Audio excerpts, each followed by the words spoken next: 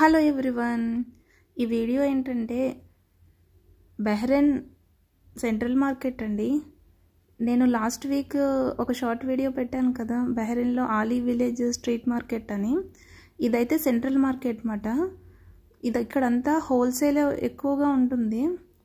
ఇలా మనం చిన్న చిన్నవి ఐటమ్స్ కూడా మనం తీసుకోవచ్చు. ఇక్కడ అన్ని రకాల వెజిటేబుల్స్ ఉంటాయి, ఫ్రూట్స్ ఉంటాయి, ఫిష్ మార్కెట్ ఉంటుంది, మీట్ మార్కెట్ ఉంటుంది.